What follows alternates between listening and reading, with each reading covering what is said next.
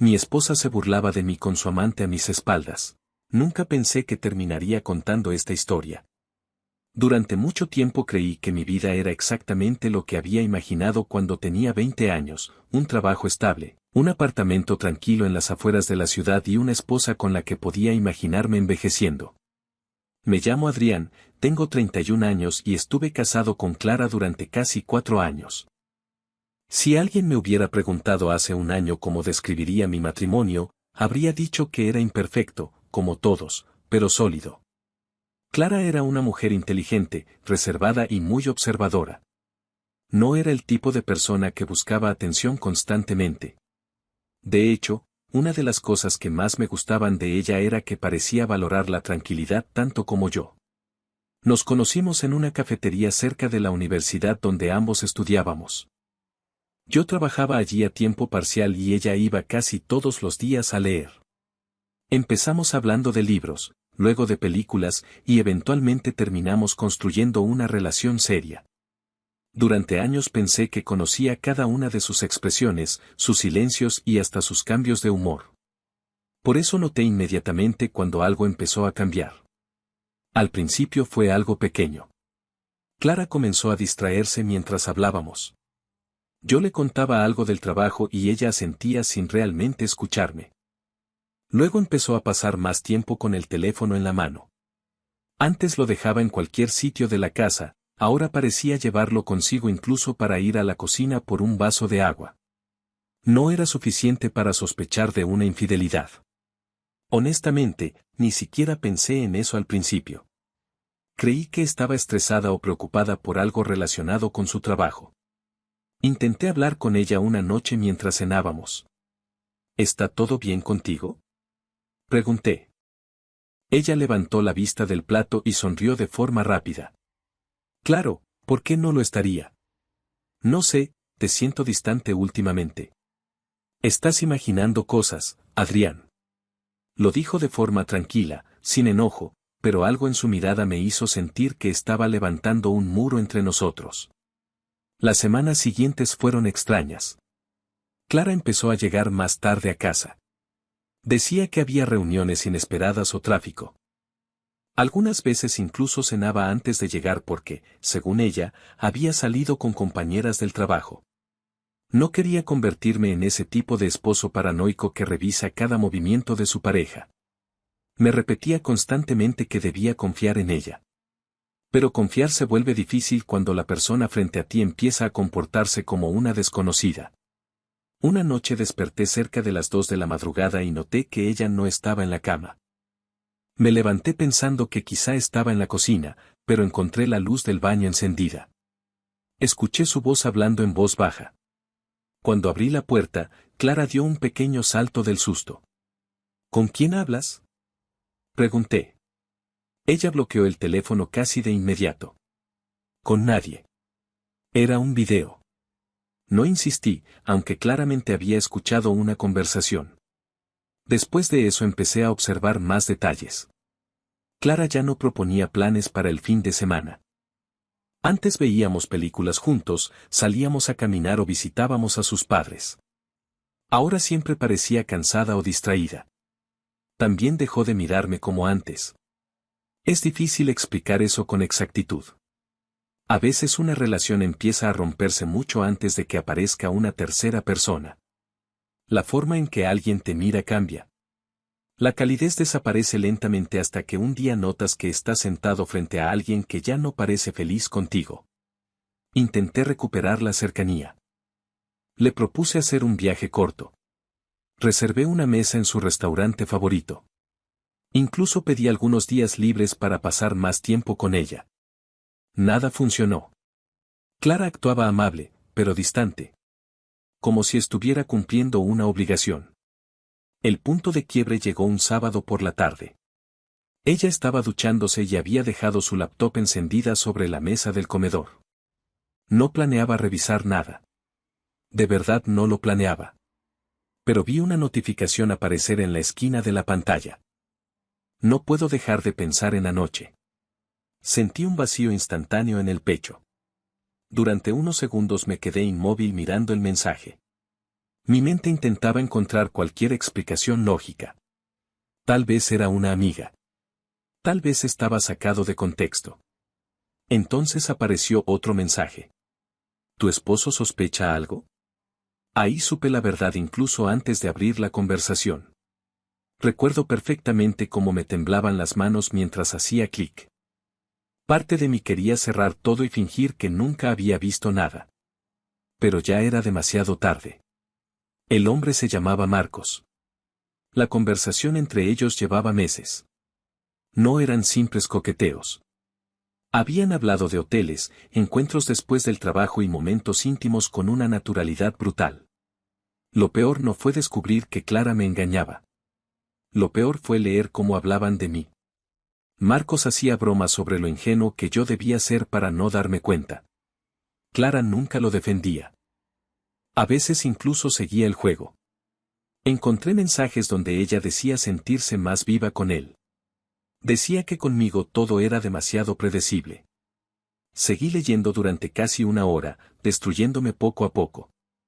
Habían comenzado la aventura aproximadamente 8 meses antes. Se conocieron en un curso de capacitación empresarial.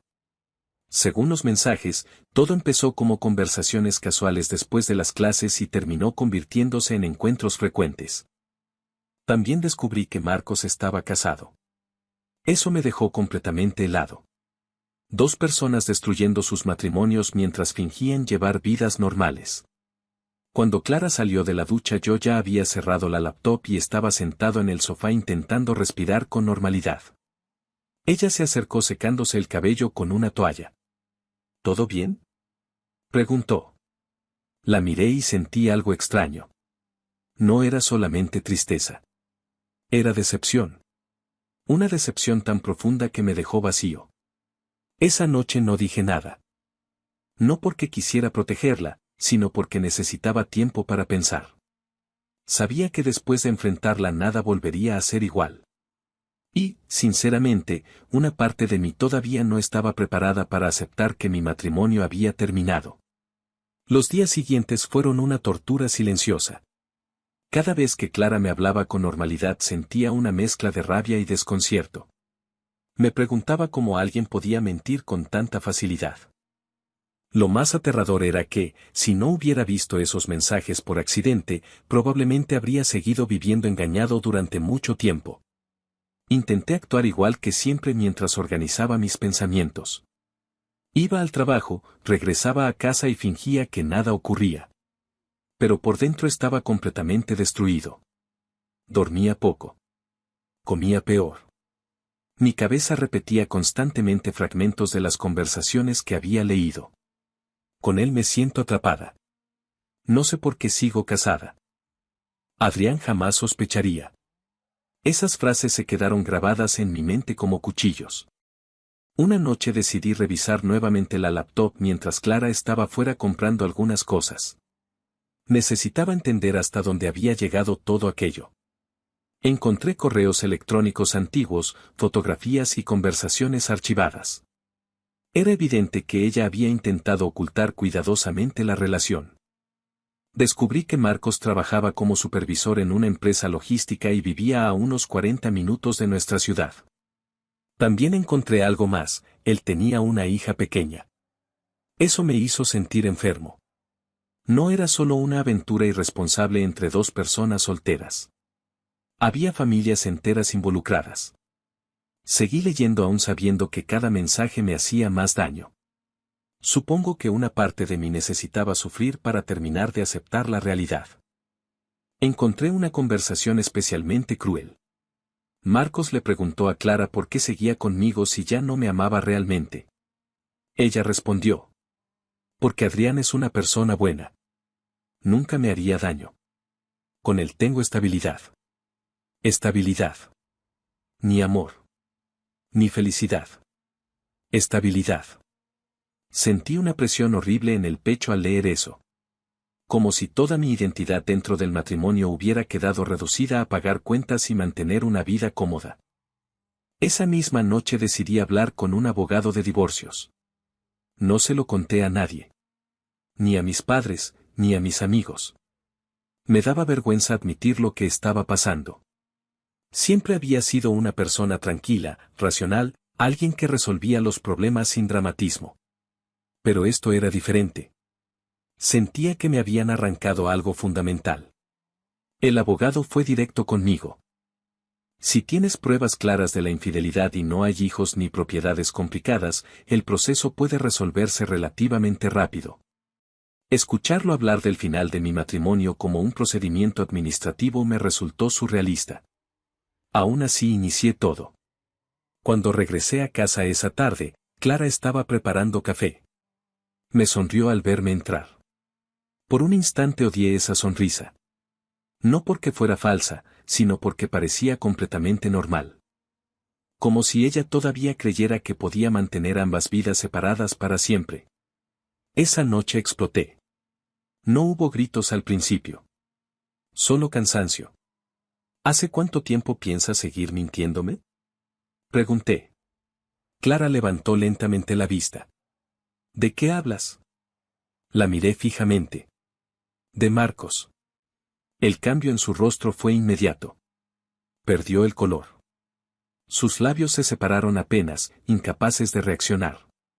Ahí confirmé algo importante, ella nunca imaginó que la descubriría. Adrián. No. No mientas más. Ella dejó la taza sobre la mesa con las manos temblando. Puedo explicarlo. Esa frase me produjo una rabia inmensa. ¿Explicar qué exactamente? ¿8 meses engañándome? ¿Reírte de mí con otro hombre? ¿Eso quieres explicarme? Clara comenzó a llorar. Nunca quise hacerte daño. Pero lo hiciste. Hubo un silencio largo y pesado. Finalmente admitió todo. Dijo que al principio solo se sintió atraída por la atención que Marcos le daba. Según ella, nuestra relación había caído en una rutina donde ya no sentía emoción. Comentó que conmigo todo era demasiado correcto. Esa frase me atravesó como un golpe. Demasiado correcto. Toda mi vida había intentado ser una buena persona. Ser estable, responsable, leal. Y ahora escuchaba a mi esposa hablar de esas cualidades como si fueran defectos. Entonces deberías haber pedido el divorcio antes de acostarte con otro hombre, respondí. Ella lloraba sin parar. Intentó acercarse, pero me alejé. No me toques. Recuerdo perfectamente cómo me miró en ese momento. Había culpa en sus ojos, sí, pero también miedo. Creo que por primera vez entendió que realmente iba a perderme. Me pidió otra oportunidad. Dijo que estaba confundida. Que había cometido un error terrible. Que podía cortar toda relación con Marcos. Pero algo dentro de mí ya se había roto. No era solamente la infidelidad. Era la humillación de descubrir que la persona en la que más confiaba llevaba meses mintiéndome mientras compartía intimidad emocional y física con alguien más. Le dije que había hablado con un abogado. Cuando escuchó la palabra divorcio empezó a desesperarse. Por favor, no hagamos esto así. Ya lo hiciste tú. Esa noche dormí en el sofá. Al día siguiente pedí unos días libres en el trabajo porque apenas podía concentrarme. Clara intentó hablar conmigo varias veces, pero cada conversación terminaba igual, ella llorando y yo sintiéndome cada vez más vacío. Finalmente le pedí que se fuera temporalmente del apartamento mientras resolvíamos todo. Al principio se negó. Esta también es mi casa. Y también era mi matrimonio. Después de una discusión larga aceptó quedarse con sus padres. Cuando cerró la puerta detrás de ella sentí un silencio extraño en el apartamento. No fue alivio inmediato. Fue más bien una sensación de duelo. Caminé por la sala mirando las cosas que habíamos comprado juntos, fotografías, libros, muebles, pequeñas decoraciones elegidas durante años. Toda una vida construida lentamente. Y ahora parecía una escenografía abandonada. Los siguientes días fueron duros. Había momentos en los que me convencía de que estaba tomando la decisión correcta. Otros momentos dudaba de todo. El amor no desaparece automáticamente cuando alguien te traiciona. Ese es el problema. Puedes odiar lo que hicieron y aún así extrañar a la persona. Una semana después Clara me llamó llorando. Marcos dejó a su esposa, dijo. No respondí. Dice que quiere estar conmigo de verdad ahora, pero todo se salió de control. Escuchar eso me produjo algo parecido al asco. Ni siquiera parecía entender el desastre que había provocado. Eso ya no es asunto mío, Clara. ¿De verdad puedes olvidarte de nosotros así? Me quedé callado unos segundos antes de responder. No. Pero estoy intentando sobrevivir a esto. Colgué después de eso. Esa noche entendí algo importante, no importaba cuánto la hubiera amado. Ya no podía confiar en ella nunca más. Y sin confianza, un matrimonio no es más que dos personas fingiendo frente al mundo. El proceso de divorcio comenzó oficialmente un mes después. Fue más rápido de lo que imaginaba. Como no teníamos hijos ni bienes demasiado complicados, todo se redujo a firmas, reuniones breves y conversaciones incómodas con abogados. Aún así, emocionalmente se sentía como arrastrar un cuerpo herido a través de vidrio roto. Clara parecía cada vez más deteriorada cada vez que la veía. Había perdido peso, dormía poco y tenía unas ojeras profundas. Parte de mí quería sentir satisfacción por eso, pero la verdad es que solo me producía cansancio. Después de cierto punto, el dolor deja de sentirse como una explosión constante y se convierte en algo más frío, más pesado. Una tarde, mientras esperábamos en la oficina del abogado para firmar unos documentos, Clara intentó hablar conmigo otra vez. Sé que me odias, dijo en voz baja. No te odio. Ella me miró sorprendida. Entonces, ¿qué sientes? Pensé unos segundos antes de responder. Siento que ya no te conozco. Fue la verdad más honesta que pude darle. Porque la mujer que yo había amado jamás habría disfrutado humillarme a mis espaldas. Jamás habría destruido una vida compartida por una emoción pasajera. O tal vez esa versión de ella nunca existió realmente y yo simplemente me negué a ver ciertas cosas. Con el paso de las semanas empecé a escuchar rumores indirectos sobre Marcos y Clara. Al parecer, después de dejar a sus respectivas parejas, decidieron intentar una relación formal. La ironía era casi absurda. Dos personas que habían construido su relación a partir de mentiras intentando convertirse de repente en una pareja normal. No me importaba demasiado al principio. Honestamente, solo quería terminar el divorcio y desaparecer de toda esa historia. Pero las cosas comenzaron a ponerse extrañas. Una noche recibí un mensaje de un número desconocido. Era la esposa de Marcos. O más bien, su exesposa. Me escribió algo corto. Necesito saber toda la verdad. Nos encontramos en una cafetería pequeña cerca del centro. Se llamaba Verónica. Era una mujer tranquila, visiblemente agotada emocionalmente. Me confesó que al principio no había querido creer nada cuando encontró pruebas de la aventura. Pensé que eras un loco intentando destruir mi matrimonio, admitió. Ojalá lo hubiera sido. Hablamos durante casi 2 horas. Ella me contó que Marcos había cambiado muchísimo durante el último año. Se volvía agresivo fácilmente, desaparecía por horas y discutía constantemente en casa. También me contó algo que me dejó inquieto. Él está obsesionado con Clara, dijo. Pero no de una forma sana. Le pregunté qué quería decir. Verónica dudó antes de responder. Marcos necesita controlar a las personas. Al principio parece encantador, atento, intenso, pero luego cambia. No supe qué decir. Aunque Clara me había destruido emocionalmente, tampoco quería imaginarla metida en algo peligroso. Sin embargo, intenté convencerme de que ya no era mi problema. Pasaron aproximadamente 3 meses desde el divorcio cuando recibí una llamada inesperada de la madre de Clara. Nunca habíamos tenido mala relación, pero después de todo lo ocurrido apenas habíamos hablado. Contesté con cierta incomodidad.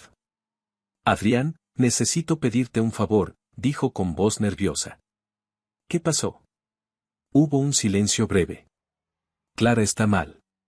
No respondí inmediatamente. Su madre me explicó que Clara y Marcos llevaban semanas discutiendo constantemente. Según ella, él tenía ataques de celos absurdos, revisaba su teléfono y se enfurecía cuando Clara intentaba salir sola o hablar con antiguos amigos. La situación había escalado rápido. Ayer él rompió varias cosas del apartamento durante una pelea, dijo su madre. Clara está asustada. Sentí una presión incómoda en el pecho. Parte de mí quería cortar la llamada y olvidarme del tema. Otra parte recordaba que, a pesar de todo, esa mujer había sido mi esposa durante años. ¿Y por qué me llamas a mí? La respuesta tardó unos segundos. Porque todavía te escucha. Cerré los ojos con cansancio.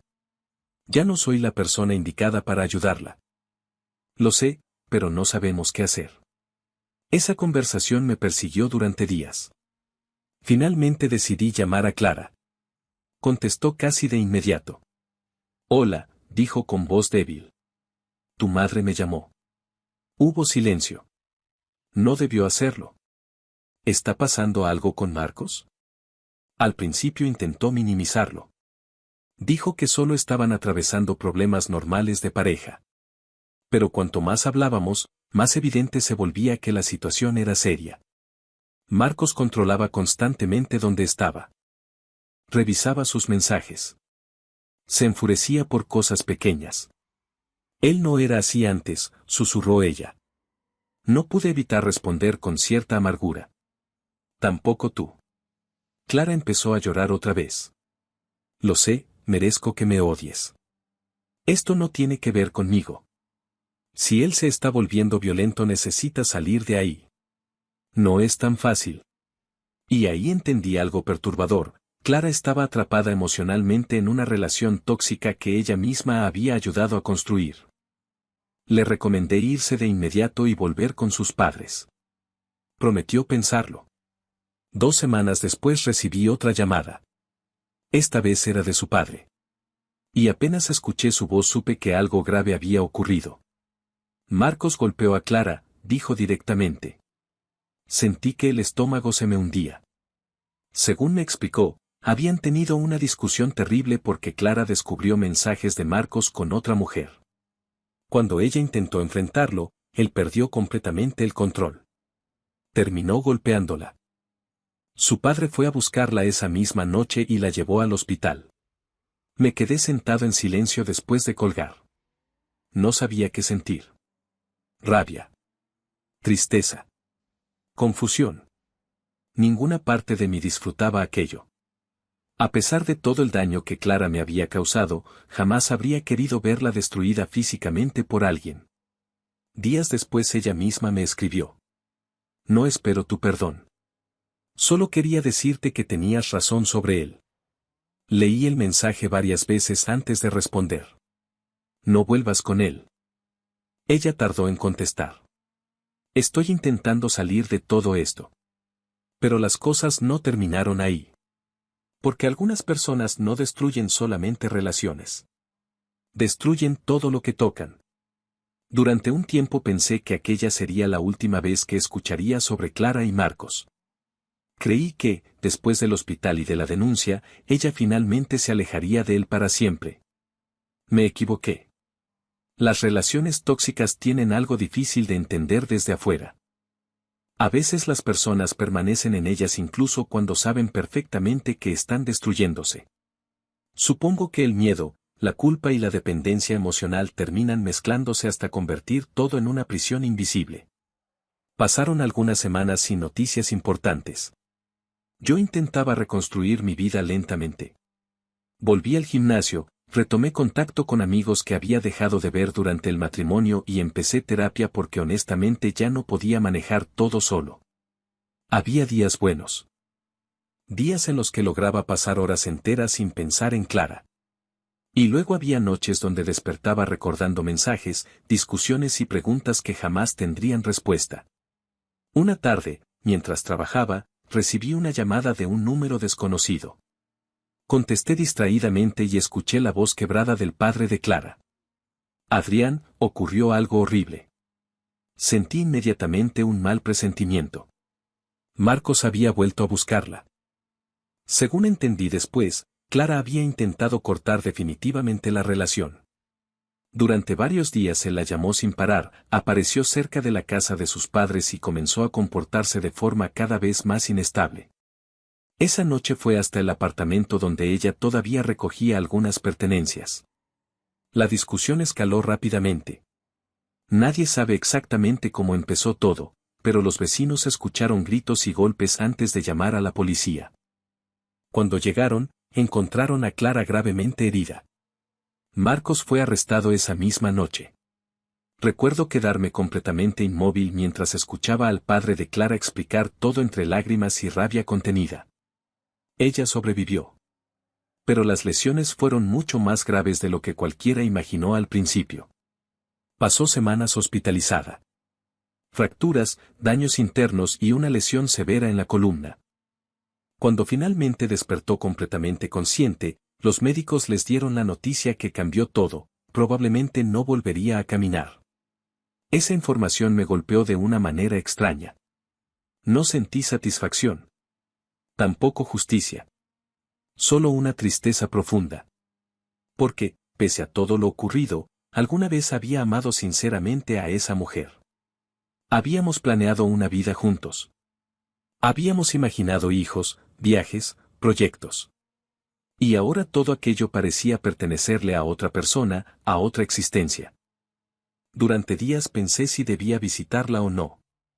Parte de mí sentía que no tenía sentido remover heridas viejas. Otra parte creía que desaparecer completamente después de todo sería cruel. Finalmente decidí ir. El hospital olía a desinfectante y silencio. Cuando entré en la habitación, Clara estaba despierta mirando por la ventana.